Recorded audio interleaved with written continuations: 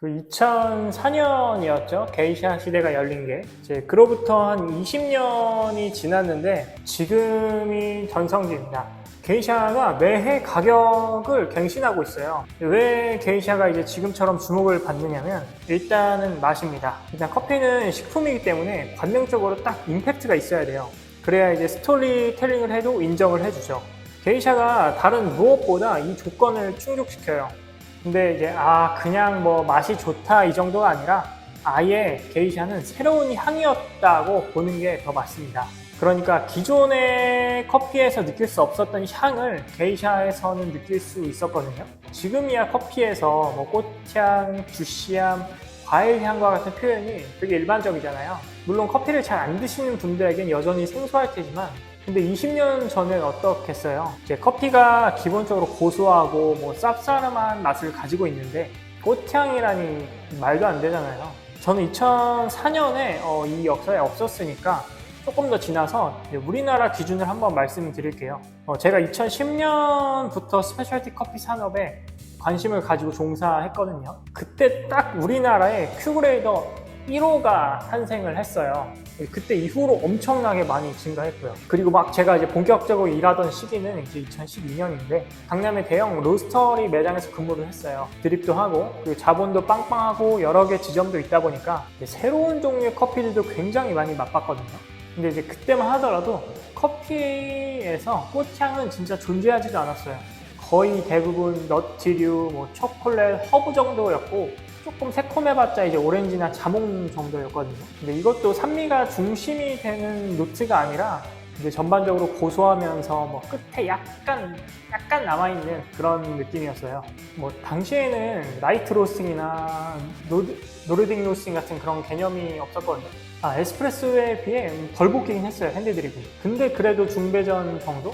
제가 당시에 한창 막 카페를 돌아다녀서 뭐 다른 카페들의 커피들도 맛보고 그랬는데 핸드드립은 다 기본적으로 뭐 고소함이 있었던 것 같아요. 종류도 많이 없고. 그래서 뭐 다른 카페에도 그런 라이트 로스팅이라는 개념이 없었죠.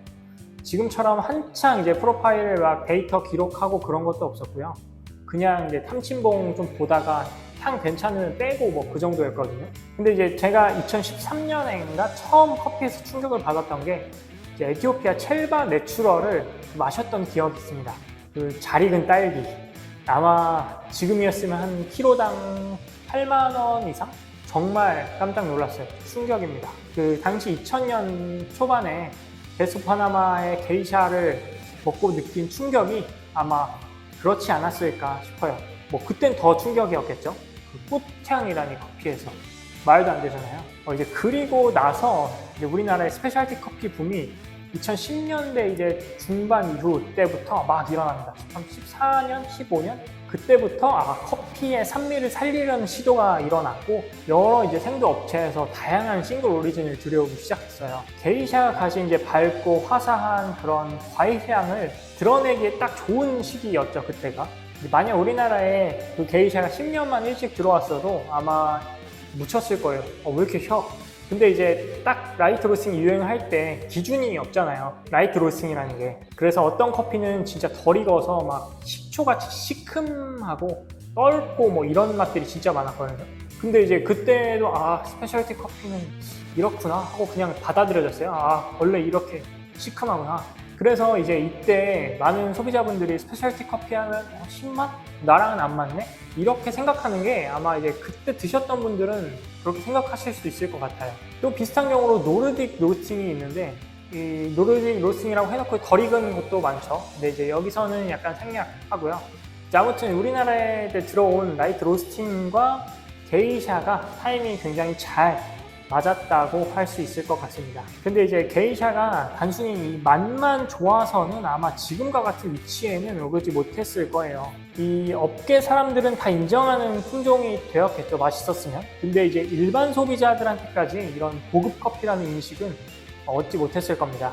근데 이제 2010년대 이후 페이스북이랑 인스타그램이 이제 등장하고 매년 폭발적으로 성장을 했잖아요. 그래서 정보도 되게 잘 확산되고 이제 나를 알리고 어떤 표현하고자 하는 그 욕구가 많이 증가했어요. 스페셜티 커피 쪽에서도 이제 마이크로라시 정말 많아지기 시작했고 에티오피아도 사실 지금처럼 뭐 어디 지역, 뭐 첼베사, 하마쇼, 뭐 이런 워싱스테이션 이름이 없었고 그냥 예가체프, 시다마, 지원 이런 식으로 지역을 묶어서 팔았거든요. 이제 그러다가 이제 그게 개편되면서 이제 워싱스테이션 단위, 농장 단위로 판매를 할 수 있었던 거죠. 또 지금처럼 이 커피 대회가 진짜 많지 않았어요. 기껏해야 이제 한국 바리스타 대회, 그리고 BAOK 국가대표 선발전, 저도 한번 나갔던 적이 있습니다. 옛날에. 그러다 보니까 이제 관심사가 진짜 높았어요. 대회 관심사도 기본적으로 높았고, 대회가 얼마 없기도 했고, 물론 이제 국내뿐 아니라 이제 WBC도 인기가 굉장히 높았습니다. 그래서 이 대회 나가는 사람들이 다 게이샤를 갖고 나가기 시작했어요. 맛이 되게 독보적이니까. 그리고 이제 그런 게이샤를 갖고 나간 사람들이 수상도 하고 하면서 이제 게이샤가 주목받기 시작했죠. 원래는 이제 프리미엄 커피 하면은 그 COE라는 생두 품평회가 있거든요. 컵 오브 엑셀런스라고. 이 대회가 이제 각 국마다 있는데 내 생두를 출품을 하면 국내외 심사위원이 맛을 평가하고 이제 순위를 맛에 따라서 매기는 그런 프로그램이에요. 근데 이제 여기서 1등을 한다는 것은 물론 이제 그 방식이 경매니까 높은 수익을 얻을 수도 있긴 하지만 1등이란 영예를 얻을 수 있잖아요. 내 농장이 유명해지고 내가 유명해지고 농장의 이미지를 높일 수 있었거든요. 우리나라에도 이제 COE 커피다 하면은 불진하게 팔리기도 했고요. 스페셜티 커피 찾는 사람들에게서. 근데 이제 이러한 프리미엄 이미지가 바뀌기 시작합니다. 다 게이샤를 들고 대회를 나가고 뭐 계속 이제 수요에 비해 공급이 적잖아요. 그러니까 가격이 계속 올라가는 거예요. 스토리도 계속 붙고 이 현상이 이제 COE에도 넘어가서 모든 COE에 출품하는 품종이 거의 다 게이샤가 돼버렸어요. 그리고 이제 이런 현상을 만들어낸 파나마의 시선이 집중되면서 베스 파나마가 이제 계속 유명해지기 시작했거든요. 그리고 매해 이제 가격 갱신을 했어요. 언론도 타고 이슈몰이도 하고 뭐 1kg에 수백만 원 커피가 나왔다. 몇 년 후에 이제 수천만 원, 최근에 3천만 원이 또 넘어갔죠. 이런 커피는 이제 돈 내고 사 먹을 수는 없고 상징이 된 거죠. 어떤 농장이 이제 1등을 하고 1등 낫이 얼마이며 그걸 또 어떤 업체가 사갔다, 이런 상징. 근데 이제 이 게이샤에 이렇게 떴잖아요. 그래서 다른 중남미의 이제 농장들, 유명한 농장들도 게이샤를 같이 심기 시작해요. 그 중에서는 이제 뭐 과테말라나 콜롬비아나 이제 유명한 농장들은 비싸게 팔리기도 하는데, 다른 농장들은 사실 그 기대하는 파나마 게이샤처럼 그런 엄청 강한 꽃향은 거의 느낄 수 없거든요. 이게 이제 파나마 게이샤의 느낌이 좀 안 난다 할까? 그래서 파나마 게이샤가 오히려 이 대비 때문에 더 독보적인 위치에 오릅니다. 파나마 게이샤가 물론 독보적이지만 게이샤 자체도 분명한 네임드 파워를 가지거든요. 이제 게이샤가 우리나라에서만 거의 10년 동안 최고급 커피라는 이미지를 가지고 있기 때문에 이제 생두나 원두에 게이샤라는 이름이 붙어도 사람들이 다른 커피든 몰라도 이제 게이샤 커피는 알아요. 그러다 보니까 농부들도 많이 재배하고, 저희도 일단 로스터로서 게이샤가 붙으면 눈길이 아무래도 한 번씩 더 가거든요. 근데 이렇게 품종이 주목을 받는 게 뭐 사실 일반적인 경우는 아니에요. 사실 품종을 뭐 바리스타도 잘 모르거든요. 일반인 분들은 물론이고. 몇 번 주목을 받았던 경우가 그 핑크 버번이 있어요. 콜롬비아에서 만들어진, 탄생된 그런 품종인데, 잘 익었을 때 핑크색을 띠고 이제 과육이 굉장히 달달하다, 핑크라는 이미지가 있잖아요. 그거랑 되게 잘 마케팅이 되었거든요. 근데 이제 유전자 추적을 해보니까 에티오피아 계열이었던 거예요. 뭐 에콰도르에서 유행한 시드라라는 품종도 뭐 이제 알고 보니까 이제 에티오피아였던 거고, 그래서 이제 다 묻혀졌죠. 게이샤만큼 딱 품종 이슈를 못 받고, 그리고 맛도 사실 게이샤만큼은 그런 독보적인 느낌은 없었거든요. 그리고 또 최근에 대두된 문제가 있죠. 그 게이샤 논란. 생두 이름에 이제 게이샤라는 이름이 붙는데 이제 이걸 쉽게 증명할 방법이 없어요. 보통 파나마 게이샤는 좀 저렴해도 10만 원 중반이거든요. 근데 이런 저렴이 게이샤들, 그러니까 일명 가성비 게이샤들은 4만 원에서 한 7만 원대이래요. 콜롬비아들, 과테말라나 멕시코. 그러니까 이제 이게 진짜 게이샤라고 하는 의심이 드는 그런 커피들이죠. 게이샤가 여러 종류가 있는 거야? 이렇게 말씀하실 수도 있는데, 일단은 여러 개라고 볼 수도 있고 아닐 수도 있는데, 파나마 게이샤는 이름이 있습니다. T272라고, 이제 그것만 파나마 게이샤예요. 나머지는 그냥 뭐 짭 게이샤거나 다른 종류의 커피인데, 이제 약간 게이샤의 그런 후광을 빌리려는 속셈이 좀 있는 거죠. 최근에 이슈 된 제가 한번 다뤘던 건데 한번 봐보세요. 이것도 비슷한 맥락이에요. 아바야 게이샤라고, 에티오피아 아바야라는 지역에서 재배된 커피인데 게이샤라는 이름이 붙었거든요. 어떻게 이제 그런 이름이 붙었는지는 모르겠지만 사람들은 커피 이름에 붙은 그 게이샤를 보고 구매하거든요. 근데 이제 품종의 정확한 출처를 알 수 없다면 앞으로 이제 게이샤를 넘어서 커피 품종에 대한 그런 신뢰가 많이 떨어지겠죠. 이제 그게 아니라면 에티오피아의 그 게이샤 빌리지처럼 게이샤라는 것을 뭐 구분을 좀 해주거나, 거기서 말하는 거는 이 커피는 파나마 게이샤와는 다른 건데 이제 같은 그 파나마 게이샤가 발견된 게이샤 숲에서 발견된 품종이다. 그래서 고리 게이샤, 게이샤 1931 이렇게 이름을 붙였어요. 그렇게 하거나, 그러니까 이 추적 가능성, 투명성은 이제 스페셜티 커피 산업에서 저는 반드시 해결해야 할 문제라고 생각합니다. 아직 시장이 작고 뭐 다들 영세하고 이런 문제에 대해 큰 인식이 없어서 그렇지, 시장이 더 커지려면 투명성과 추적 가능성 이런 것은 꼭 해결해야 할 문제라고 생각합니다. 이번에 이런 문제가 제기되고 의견이 오가는 게 저는 굉장히 좋은 일이라고 생각해요. 이제 조금 유전학 관점에서 보면 그 게이샤 품종을 좀 큰 카테고리에 배치해보면 에티오피아거든요. 에티오피아에서 발견이 되기도 했고 에티오피아의 여러 자생종들이랑 비슷한 결을 가지고 있어요. 그러니까 조금 더 이제 말하면 랜드레이스 계열, 그러니까 이제 랜드레이스가 그 지역에 굉장히 잘 적응한 재배 품종이라고 볼 수 있습니다. 생산성도 좋고 환경에 잘 적응도 했고, 이제 게이샤가 처음에 에티오피아 서쪽 부근에서 수집이 되면서 그 명칭이 붙어졌어요. 이제 그 번호가 T272입니다. 아까 말씀드렸던 파나마 게이샤. 그리고 이제 이 품종을 1950년대 이제 코스타리카 기관이 중남미에 뿌려요. 근데 맛있어서 뿌린 건 아니고 병해충 저항성이 있기 때문에 이걸 뿌린 거죠. 야, 이거 재배해라 하고. 근데 이제 이제 생산성도 별로 안 좋고 뭐 맛에서 특별하게 그런 독보적인 느낌이 없었다고 해요. 그 전까지는. 그러다 이제 지금의 에스메랄다 농장에서 이제 2004년에 베스트 파나마에 출품을 했는데 1위를 한 거죠. 엄청난 점수에. 근데 좀 신기한 게 어떻게 이제 그 에스메랄다에선 이 품종을 따로 분리해서 재배할 생각을 했을까? 이게 신기한 것 같아요. 어떤 잠재력을 봤을까요? 그 이제 관리가 되게 잘 된 게이샤는 진짜 꽃향이 좋거든요. 그래서 게이샤 품종은 진짜 태생적으로 무언가 특별하다라고 생각하실 수도 있잖아요. 근데 커피가 식량 작물이 아니다 보니까 연구가 막 그렇게 활발하게 이루어지진 않았어요. 브라질 제외하고요.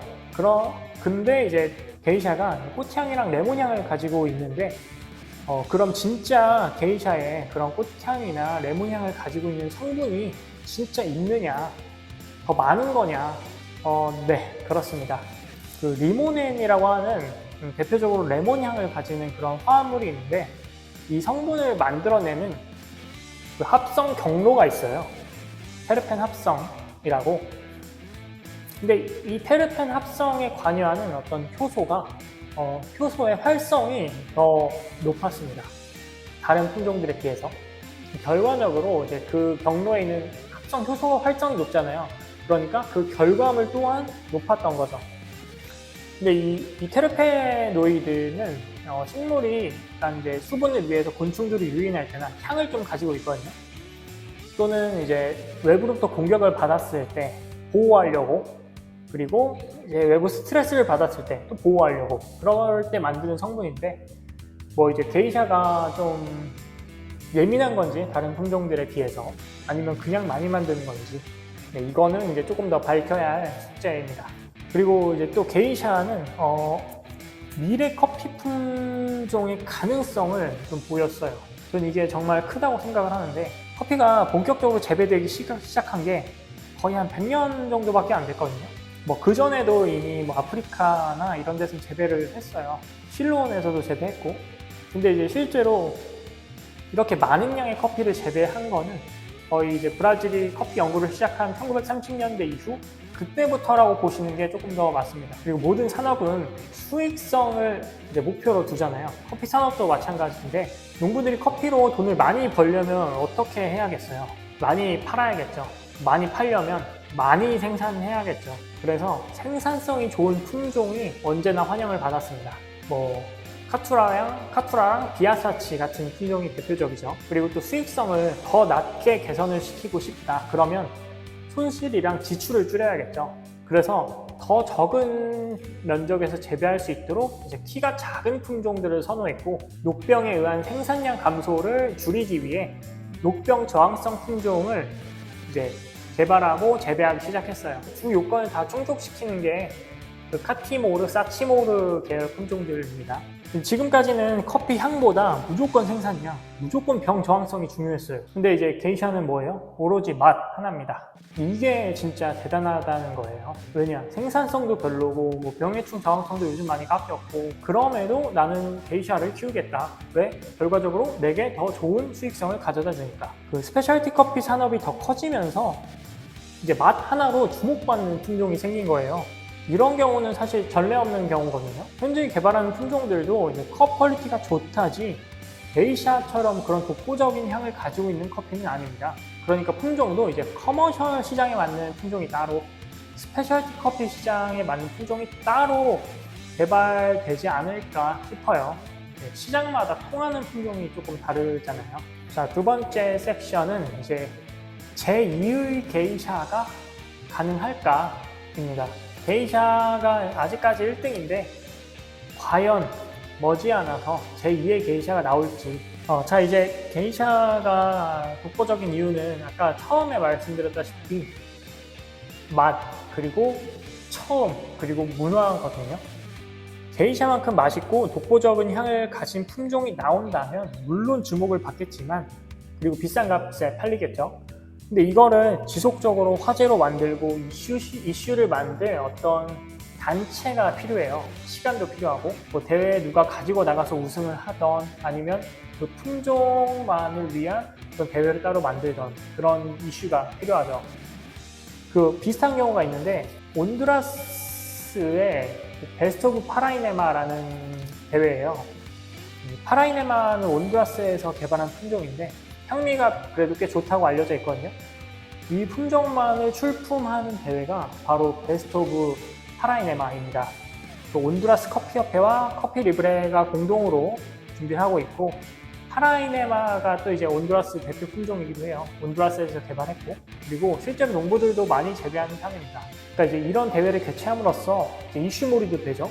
그리고 스토리도 생기고, 농부들도 이런 데 나가면 동기부여도 되고 명성도 얻을 수 있어요. 그러니까 따라서 제2의 게이샤가 만약 나온다면 이 문화, 그러니까 마케팅, 어떻게 우리를 알릴 것인가, 전 이거에 중점을 두는 게 진짜 중요하다고 생각합니다. 그리고 당연히 품질도 받쳐주면서 시장에 게이샤만큼의 충격을 줘야 돼요. 게이샤는 꽃향으로 커피에 이런 향미도 있구나 하고 충격을 줬거든요. 제2의 게이샤가 나온다면 게이샤만큼 시장에 충격을 줄 무언가가 있어야 해요. 단순히 꽃향 말고요. 그래서 저는 이제 언론에서 최근에 말하는 그 스테노필라라는 새로운 커피 있거든요. 그게 이제 막 기후변화에 대안이다. 맛도 이제 에티오피아에 가깝다. 이렇게 알려져 있는데, 뭐 차라리 이런 거를 잘 개량하면 어떠지 않을까. 물론 오래 걸리겠지만. 어쨌든 현재 스탠스에 맞는 스토리를 가지고 있잖아요. 자, 그리고 제2의 게이샤가 맛 자체로 현재 게이샤를 넘지 못한 이유가 또 있어요. 바로 인퓨즈드 커피입니다. 인퓨즈드 일명 가양 커피죠. 예전에야 가양하면 푸드숨 쳤어요. 야, 그게 향이 뭐 그렇게 인위적인데 그런 거 안 먹는다. 근데 지금은 위상이 달라요. 블렌드도 넣고, 또 이제 딸기, 레몬, 복숭아 이런 계열은 생두가 진짜 순삭입니다. 나오면 다 사가요. 그만큼 이제 그런 향이 기본적으로 이제 우리한테 잘 받아들여진다는 뜻이거든요. 그리고 또 그 기술력이 진짜 나날이 발전하고 있어서 되게 자연스럽고 은은해요. 로스팅도 되게 잘 되고요. 그러니까 제2의 게이샤가 단순히 맛만 좋다면 인퓨즈 커피에 많이 밀리겠죠. 맛의 종류나 선명함에서도 밀릴 거고요. 뭐 꽃향 정도도 금방 따라합니다. 지금도 꽃향 나는 인퓨즈 커피도 많아요. 그래서 스토리가 계속 중요하다고 하는 겁니다. 게이샤도 이제 베스트 파나마, 스타바리스타들과의 그런 관계, 대회, 언론, 그리고 엄청 잘게 쪼개놓은 낫, 이런 스토리가 지금의 게이샤를 지탱하고 있는 겁니다. 이런 스토리가 사실 없었다면 뭐 1kg에 30만원, 100만원, 수천만 원은 아예 가지도 못했을 거예요. 와, 나도 갖고 싶다. 나도 세계 최고를 맛보고 싶다. 뭐 이런 상징성이 없으니까요. 그리고 시간도 필요하겠죠. 그런 커피가 나온다면 바리스타들 사이에선 유행할 수 있겠지만 이제 결국 더 넓은 소비층까지 퍼져야 하거든요. 그래야 저는 이제 진정한 가치가 생긴다고 생각을 하는데, 그러려면 이제 그 커피의 품질을 잘 유지하면서 꾸준하게 알리는 이제 그런 시간이 필요하다고 생각합니다. 자, 제2의 게이샤 유전학 파트. 자, 이제 게이샤가 게이샤 숲에서 나왔다면 그 숲에는 또 다른 게이샤가 있지 않을까, 뭐 이런 생각 한번 해보셨지 않을까요? 아니면 일단 이제 너무 많잖아요, 숲의 게이샤가. 그러니까 당시에 이제 수집했던 품종들을 한번 다 재배해보는 겁니다. 아니면 또 현재 파나마 게이샤랑 비슷한 애들을 추려보는 거예요. 근데 이제 그 커피나무가 외관이 같다고 유전적으로 막 같다고 할 수는 없거든요. 형태는 환경에 맞춰서 이제 진화를 해왔기 때문에 그 외모가 비슷하다고 유전적으로 같다고 할 수는 없어요. 아마 향미도 다를 거고요. 그래서 이제 커피 딱 외관만 보고 어떤 품종이다라고 맞추는 건 그 지역에서 그 품종들을 많이 본 그 지역 전문가들만 할 수 있는 거고요. 그 전문가가 다른 지역에 갔다 그러면 아마 모를 겁니다. 어떤 품종인지. 자, 그러면 이제 새롭게 품종을 뭐 교배해보는 거 어떨까요? 게이샤, 제2의 게이샤를 만들어내는 거죠.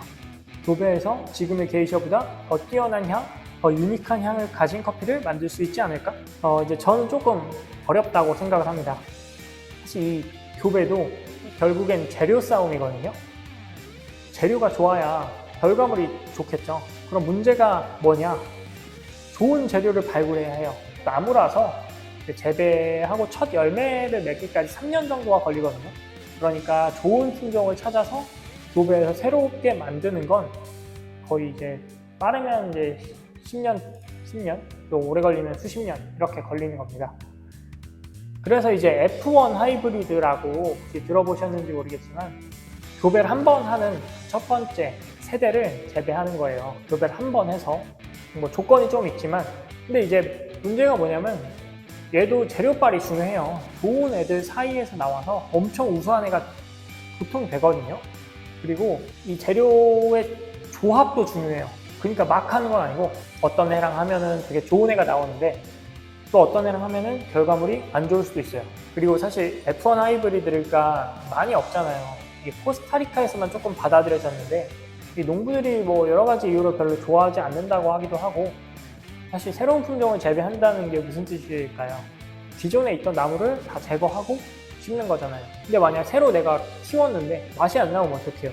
망하는 거잖아요. 그래서 이제 이런 리스크를 감수하고라도 재배할 가치가 있는 그런 품종들을 좀 만들어야 하지 않을까 싶습니다. 진짜 만약 잘 된다면 대박날 그런 품종을요. 게이샤처럼 저는 GMO도 하나의 대안이라고 생각을 하거든요. 지금 유전학 수준이 어떤 정도냐면 유전자 하나의 위치, 그리고 서열, 기능, 역할 다 알 수 있고 하나하나 다 수정할 수 있는 상태거든요. 좀 SF 같죠? 근데 진짜입니다. 그리고 이제 게이샤가 꽃향을 가진 이유가 그 리모넨 합성 효소, 그 경로가 잘 발달되어 있다고 했잖아요. 그러면 GMO를 통해서 그 경로만 막 활발하게 활성화할 수 있게 개량할 수 있잖아요. 그렇게 할 수도 있단 말이죠. 근데 뭐 여기다가 뭐 병해충 저항성이 없네? 그럼 그것도 넣어. 좀 생산성 없네? 넣어. 가뭄, 보온, 저항성 다 넣어. 뭐 이런 식으로 약간 조작을 할 수도 있단 말이죠. 뭐 사실 조금 더 긴 이야기인데, 또 이런 걸 넘어서 커피는 복숭아 향을 합성하는 경로가 잘 발달되어 있지 않을 거예요. 거의 없거나. 근데 이제 복숭아를 연구해서 복숭아는 어떻게 복숭아 향을 만드는 걸까? 그 경로를 안다면 걔를 집어넣을 수도 있어요. 그러면 그 커피에서는 복수 향이 나게 되겠죠. 더 나아가면 이제 나만의 맞춤 나무를 만들 수도 있을 겁니다. 싱글 오리진이나 원두 OEM 맡기듯이 연구소에다가 요구를 하는 거죠. 나는 이제 키가 좀 작고 망고 향이 나는 커피를 하나 만들어줘. 뭐 이런 주문 제작. 이제 커피도 유전체가 완전하게 해독이 되었거든요. 게이샤도 있고. 그리고 무엇보다 GMO는 결과가 빨라요. 수정하고 이제 검증을 해보면 되니까 기능 검증하고 이제 그 필드에서 테스트 한번 해보고 어쨌든 교배보다는 조금 빠른 거죠. 시간도 절약하고. 근데 이제 현재 시점에서는 유럽도 그렇고 WCR도 공식적으로 반대를 했고 공부들도 사실 그렇게 이제 선호하진 않을 거고요. 그리고 윤리적, 사회적, 환경적 문제가 있다 보니까 빠른 시일 내는 어려울 겁니다. 하지만 이제 언젠가는 되지 않을까.